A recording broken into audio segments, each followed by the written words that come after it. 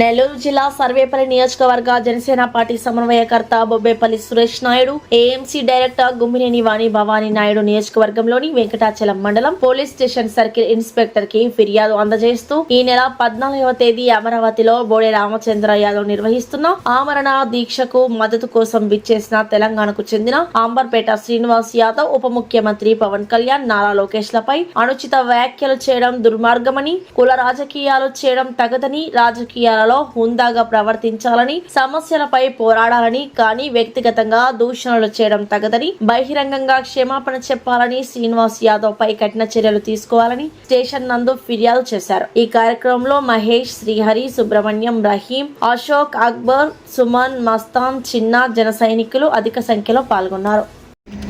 అందరికీ నమస్కారం. అంబర్పేట శ్రీనివాస్ యాదవ్ బీసీ వర్గాల కోసం జరుగుతున్న రామచంద్ర యాదవ్ దీక్ష సందర్భంగా డిప్యూటీ సీఎం పవన్ కళ్యాణ్ గారి, అదేవిధంగా నారా లోకేష్ గారిని అనుచిత వ్యాఖ్యలు చేయడం మేము తీవ్రంగా ఖండిస్తున్నాము. ప్రజల సమస్యలు చర్చించాల్సిన వేదిక పైన వ్యక్తిగత విమర్శలకు ఉపయోగించడం ప్రజాస్వామ్యానికి పూర్తి విరుద్ధం. ఇటువంటి వ్యాఖ్యలు రాజకీయ పరంగా విలువలను తగ్గించడమే కాకుండా సమాజంలో విభేదాలు పెంచే ప్రమాదం ఉంది. ప్రజాస్వామ్యంలో పరస్పర గౌరవం అత్యంత ముఖ్యమైనది. భవిష్యత్తులో ఇటువంటి సంఘటనలు పునరావృతం కాకుండా బాధ్యతగా వ్యవహరించాలని కోరుతున్నాము. అందరికీ నమస్కారం. నా పేరు బొబ్బేపల్లి సురేష్ నాయుడు, సర్వేపల్లి నియోజకవర్గ జనసేన పార్టీ సమన్వయకర్త. ఈ నెల 14వ తారీఖు అంటే 2 రోజుల క్రితం ఏదైతే మంగళగిరిలో బీసీల కోసం, బీసీ హక్కుల కోసం బీసీవై పార్టీ అధ్యక్షులు బోడే రామచంద్ర యాదవ్ గారు 3 రోజుల పాటు ఆమరణ నిరాహార దీక్ష చేయడం జరిగింది.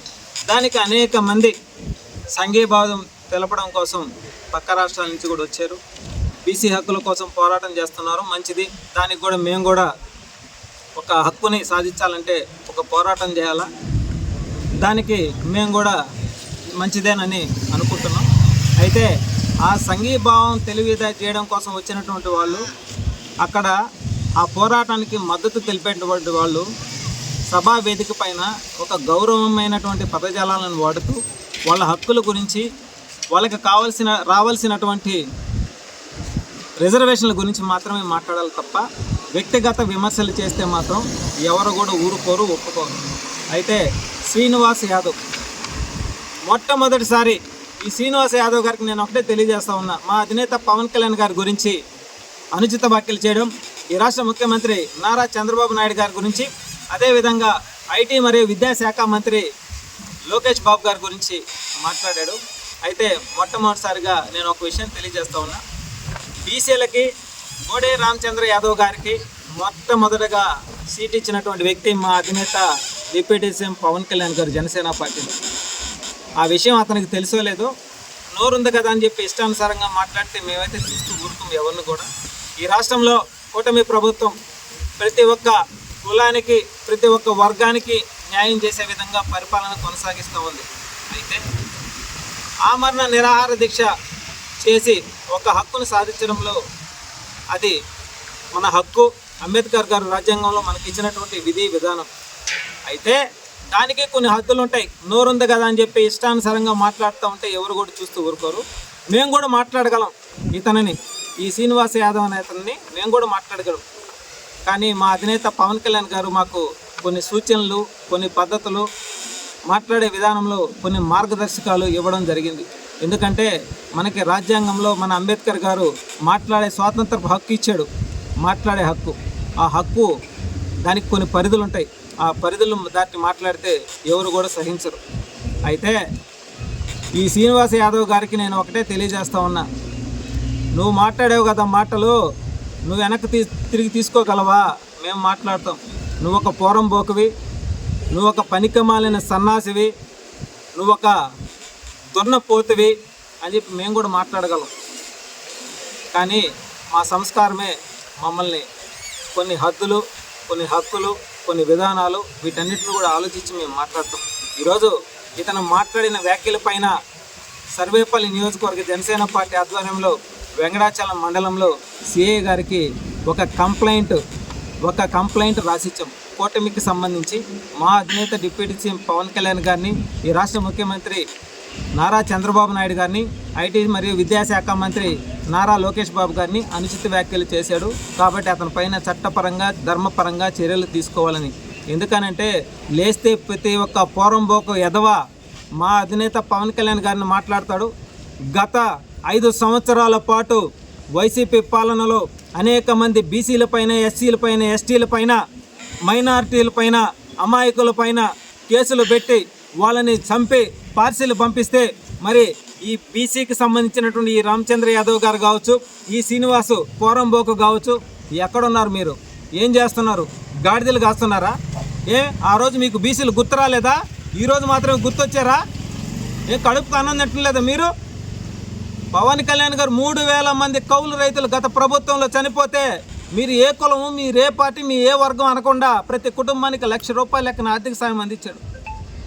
విజయవాడలో వరదలు వస్తే మొట్టమొదటిసారిగా సహాయ సహకారాలు అందించిన వాళ్ళలో పవన్ కళ్యాణ్ గారు కూడా ఒకరు. సరిహద్దుల్లో సైన్యంకి మొట్టమొదటిగా ఫండ్ ఇచ్చినటువంటి వ్యక్తి మా అధినేత పవన్ కళ్యాణ్ గారు.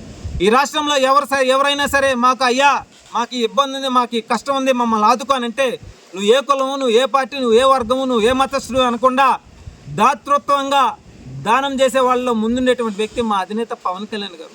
మరి అటువంటి పవన్ కళ్యాణ్ గారి గురించి మాట్లాడితే నిన్నేమైనా అందలాలు ఎక్కిస్తారని అనుకుంటున్నారా? లేకపోతే మేము వెనక ఏ పోరంబోకులుండి మిమ్మల్ని మాట్లాడిస్తున్నారో మాకు తెలుసు. ఇంటెలిజెన్స్ రిపోర్ట్స్ కూడా ఉంటాయి. ఒళ్ళు జాగ్రత్తగా పెట్టుకొని మాట్లాడాలి.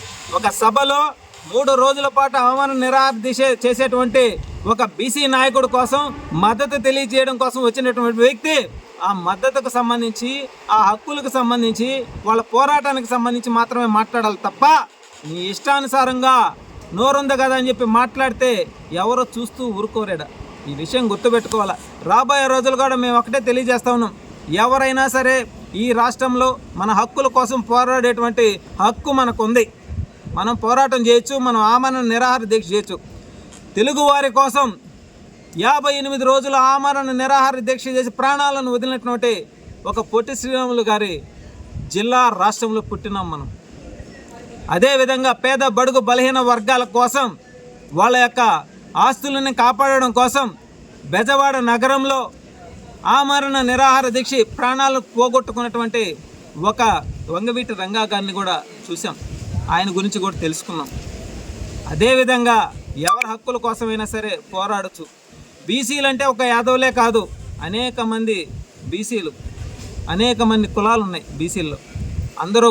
అందరికీ కూడా న్యాయం చేయాలనేటువంటి ఆలోచనతో పోరాటం చేసినటువంటి బీసీవై పార్టీ అధ్యక్షులు రామచంద్ర యాదవ్ గారికి, ఆయన సభలో మాట్లాడిన వాళ్ళకి మేమందరం కూడా ఒకటే తెలియజేస్తూ ఉన్నాం.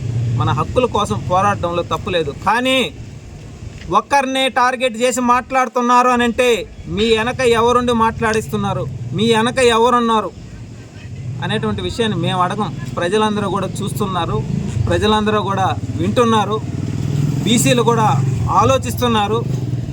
ఎటుపోతున్నాం మనం, మనకి ఎక్కడ న్యాయం జరుగుతుంది, ఎవరు న్యాయం చేస్తున్నారు, ఎవరు మన హక్కుల కోసం నిలబడుతున్నారు అనేటువంటి ఆలోచన వాళ్ళలో కూడా ఉంది. ఈరోజు ఏ లబ్ధి లేకపోయినా సరే సర్వేపల్లి నియోజకవర్గంలో సర్వేపల్లి గ్రామ పంచాయతీలో 5 కులాల వారు వినియోగించుకునే ఒక శ్మశానం కోసం మేము పోరాడుతున్నాం. అంటే ఒక కులం కోసము, ఒక వ్యక్తి కోసం, ఒక వర్గం కోసమో కాదు, సమాజం బాగుండాలనేటువంటి ఆలోచన, రాష్ట్రం బాగుండాలనేటువంటి ఆలోచన, యువత బాగుపడాలనేటువంటి ఆలోచన, రైతులు బాగుండాలనేటువంటి ఆలోచనతో కూటమి ప్రభుత్వం పరిపాలన కొనసాగిస్తూ ఉంటే దీనిని తప్పుదోవ పట్టించేందుకు అనేక రకాలుగా, అనేక విధాలుగా ఈ రాష్ట్రంలో కులాల మధ్య చిచ్చుపెట్టి వాటిని చూస్తూ ఆనందపడాలని కొంతమంది వర్గీయులు ఆలోచిస్తా నవ్వుకుంటున్నారు. మీరందరికీ కూడా ఒకటే తెలియజేస్తాను, సునకానందాన్ని పొందబాకండి. దయచేసి రాష్ట్రాన్ని ప్రశాంతంగా పరిపాలన జరిగి రాష్ట్రం అభివృద్ధి వైపు నడిచేదానికి, రాష్ట్రంలో ప్రజలు ఏదైనా ఇబ్బందులు, ఏదైనా నష్టాలు, ఏదైనా కష్టాలు ఎదుర్కొంటుంటే వాటి మీద చర్చలు జరపండి. వాటిని పరిశీలించి ఆ సమస్యలు పరిష్కారం అయ్యేదానికి కృషి చేయండి తప్ప ఇలాంటివి రెచ్చగొట్టే విధంగా, కులాల మధ్య చిచ్చు పెట్టే విధంగా ఎవరో కూడా ఇటువంటి చర్యలకు పాల్పడవద్దని చెప్పి మనస్ఫూర్తిగా తెలియజేస్తూ, ఎవరైనా సరే పవన్ కళ్యాణ్ గారి గురించి కానీ కూటమి నాయకుల గురించి కానీ మాట్లాడితే మేమైతే చూస్తూ ఊరుకోం. ఈరోజు కంప్లైంట్ మాత్రం ఇచ్చాం.